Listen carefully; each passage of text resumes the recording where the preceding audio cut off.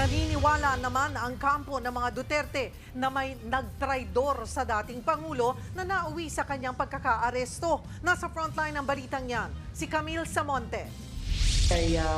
Kumbinsido si Vice President Sara Duterte na posibleng may nagtraidor sa kanila bago pa man naaresto si dating Pangulong Rodrigo Duterte. Sa press conference, ikinwento ng bise na magkakasama sila sa Hong Kong nang malaman ng balitang may inalabas ng warrant of arrest ang International Criminal Court laban sa dating Pangulo. Hinala ng bise, sa Hong Kong pa lang, may nagtitimbre na sa mga otoridad sa Pilipinas ng bawat kilos nila.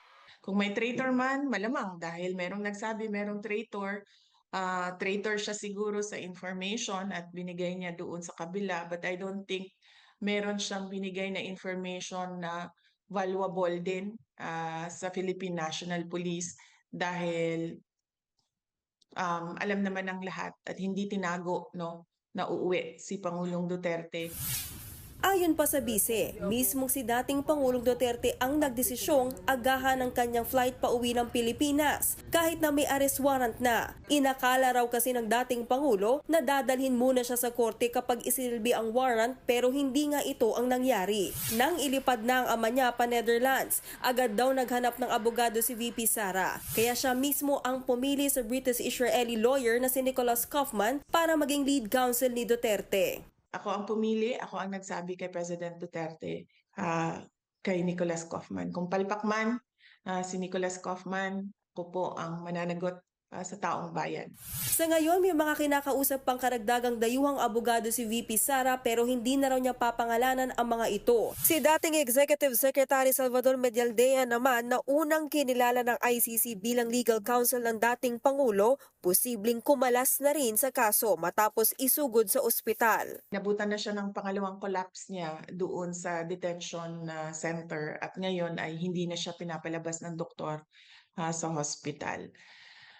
Kaya malamang ang magiging desisyon din niya ay mag-withdraw dahil kailangan niya tutukan ang kanyang kalusugan.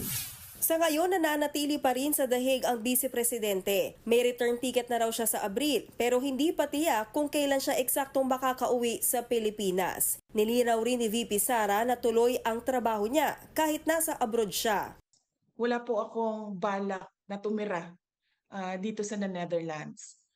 Hindi ko po gusto tumagal dito. Pero pag-amin ng bise, tanggap na raw niya na hindi makakabalik ng Pilipinas ang kanyang ama. Sa totoo lang, wala talaga akong nararamdaman. Hindi ako galit, hindi ako disappointed. Nothing at all.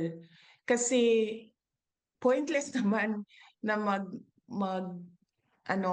mag-harbor ako ng feelings about what happened. Hindi na siya maibabalik.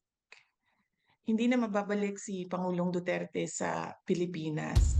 Pinasalamatan naman ni VP Sara si Senator Amy Marcos sa paglunsad ng pagdinig sa Senado, kaugnay sa pag-aresto sa dating Pangulo. Pero sa kabila niyan, wala pa raw silang napag-uusapan tungkol sa posibleng endorsement sa eleksyon. Nagbabalita mula sa Frontline, Camille Samonte, News 5. Mga kapatid, Cheryl Cosim po, huwag maging huli at maging una sa lahat sa balitaan. Para sa tuloy-tuloy na talakayang sa Frontline, mag-follow at mag-subscribe sa social media pages ng News 5.